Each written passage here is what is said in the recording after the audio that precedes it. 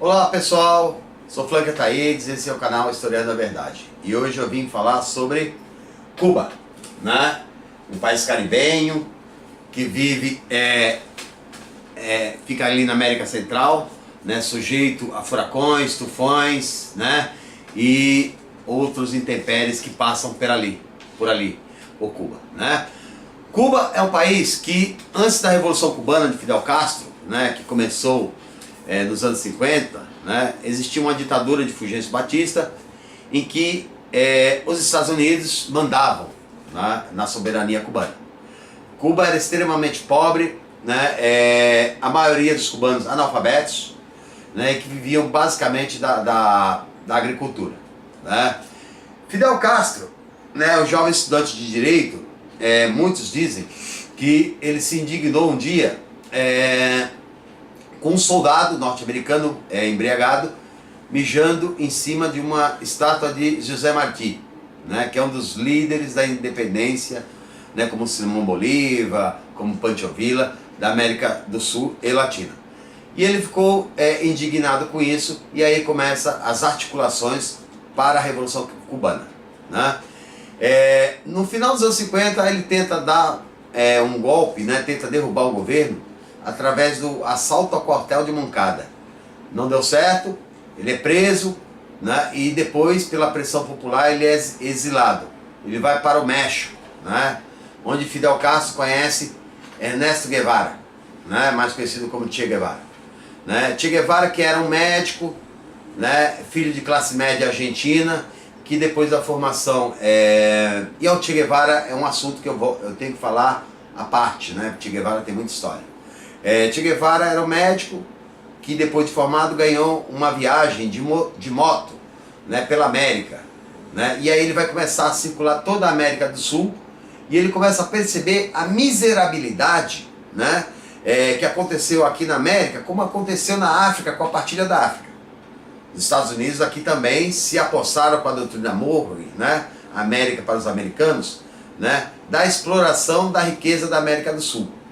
Então ele via muita gente pobre, né, de países com grandes riquezas minerais, como Chile, de cobre, né, de prata e por aí vai, né? E ele, quando chega lá em cima, já no México, ele tinha mudado a visão de mundo dele. E ele se associa, né, a Fidel Castro, Raul Castro, Camilo Cifuentes, dentre outros heróis da Revolução Cubana, né? E voltam para Cuba já em 59, né? Eles voltam para Cuba, né? Tentam derrubar o poder, não conseguem e se hospedam em Serra Maestra, né? Uma cadeia de montanhas em Cuba, né? E dali começam a conquistar, né, a simpatia do povo cubano sofrido, né? E a luta de guerrilha começa ali, e em 1º de janeiro de 61, Fidel Castro, né, no ano novo, o presidente cubano comemorando, com a elite cubana comemorando o ano novo, ele chega à capital de Cuba, Havana, e derruba o poder. Fulgêncio Batista foge com bilhões, né, de Cuba, vai para os Estados Unidos, e Fidel Castro, a princípio ele não é socialista, ele só quer a democracia, mas diante das imposições norte-americanas e dos países vizinhos, né, e com o apoio russo, ele se declara comunista, né, e que seria uma revolução comunista. Logo ao chegar no poder, a população cubana era quase toda analfabeta. Fidel Castro, junto com Che Guevara, eles acabam, né, com o analfabetismo em 3 meses. Eles erradicam. Tanto que hoje, por exemplo, o Brasil tem 9% de analfabetos, ou um pouco mais. Cuba tem 0,01. Né? O programa Mais Médicos, né, ou o programa Médicos de Família, foi criado por Ernesto Guevara, em Cuba, nos anos 60. Para quê? Porque o governo cubano pensava em prevenção antes de chegar, né, a adoecer. A prevenção é muito mais barata do que se pagar o hospital depois da doença, né? E aí o governo vai se desenvolvendo. Em 63, né, os Estados Unidos tentam derrubar o poder cubano na operação chamada Baía dos Porcos, né?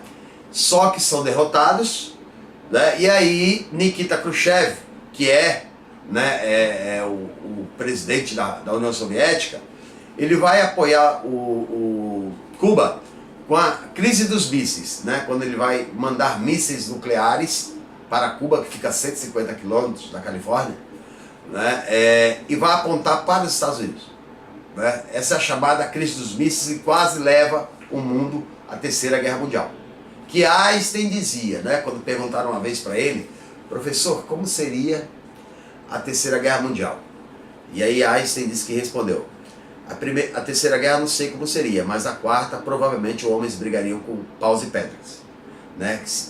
Uma guerra nuclear seria a destruição de quase todo o planeta, né? Fim da crise dos mísseis, sob a promessa dos Estados Unidos não intervir na soberania de Cuba, né? Fidel Castro teve o embargo econômico já no governo de John Kennedy, né? Que dura até hoje, está perto de chegar aos 70 anos. O embargo econômico que diz que quem vende para Cuba ou quem negocia com Cuba não negocia com os Estados Unidos. E aí transforma a ilha, né? Embora uma ilha hoje com... Cuba coloca, por exemplo, a cada 100 jovens coloca 70 dentro da universidade, que é gratuita, né? Cuba não tem coisas importantes, por exemplo, como veículos. Os veículos cubanos são dos anos 60. Cuba não tem internet, como nós temos, né? Porque é proibido, né? Então é muito comum você ver em Cuba um jovem cubano, ao invés de estar vendo um WhatsApp ou qualquer coisa, ele está lendo um livro, né? É o que sobrou para Cuba, né? Mas, por exemplo, o novo referendo popular aprovado pelo parlamento cubano está mudando muito a situação, né, da chamada ditadura comunista, né, em que o governo abre, né, o mercado, o governo cria algumas leis que levam para o mundo capitalista, mas ele, por exemplo, mantém o domínio da terra, né, limita o ganho de fortunas, de riqueza, limita a riqueza. E por que a terra? A terra é um problema já que nasce na democracia social de Rousseau, quando ele fala do contrato social. Ele diz que a democracia social talvez seja o melhor caminho para a humanidade. Mas o grande problema é quando o homem cerca uma terra e diz: é minha. Porque nem todos têm acesso à terra.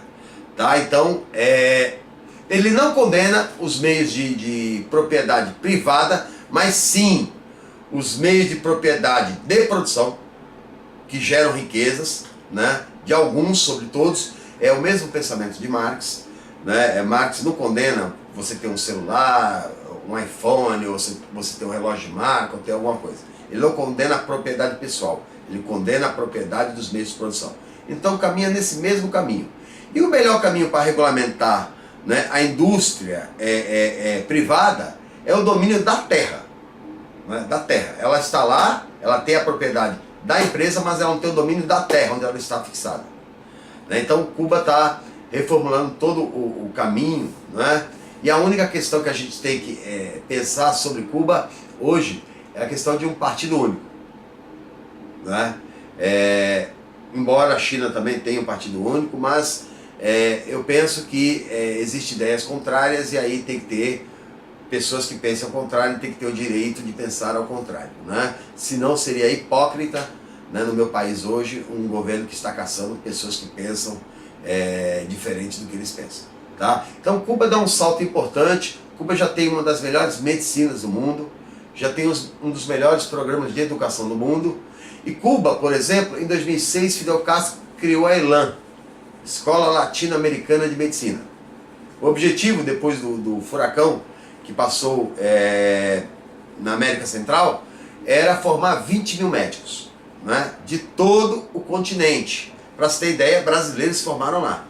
E o programa dá livro didático, dá moradia, dá assistência médica, dá produtos de limpeza pessoal, dá dinheiro para pessoas fixar, né, e dá material escolar. tudo gratuitamente. O objetivo antes era formar 20 mil, e hoje a Elan já formou mais de 60 mil médicos pelo mundo, né? De todos os lugares do mundo, gratuitamente. E aí tem índios, tem caboclos, tem toda a espécie de etnias, né, que se formam na Escola Latino-Americana de Medicina. E para nós refletirmos, né, hoje, onde os Estados Unidos levam bomba, né, os cubanos levam médicos. Né? Médicos por quê? Porque a vida é o bem mais importante que o ser humano pode ter. Tá? Então, Cuba não é esse monstro que apontam, não é, de ditadura, né? Cuba é um país que quem quer viver, né, hoje, vivendo com humildade, simplicidade, vive-se bem. Né? Cuba não tem morador de rua, Cuba não tem prostituição. Né? É um país hoje que aprovou, está aprovando aí o casamento de gêneros, o Estado passou a ser laico, né? E também está descriminalizando o homossexualismo, que aqui no Brasil nós voltamos a criminalizar, lá está descriminalizando. Né? Então o país está avançando, enquanto o nosso está retroagindo. E para finalizar, vamos colocar uma coisa: a hora que houver essa abertura de Cuba, né, não vai ser desse governo Trump, que Trump não vai deixar isso acontecer, mas a hora que entrar um governo mais social nos Estados Unidos, né, obviamente essa abertura vai acontecer e Cuba tem um grande material, uma mão de obra intelectualizada, formada, ensino superior, gratuitamente, pago pelo governo cubano. Ok, pessoal? Essa é a minha participação de hoje. Quem quiser deixa o like, escreve comentários, né? Inscreva-se no canal, ok? Fui!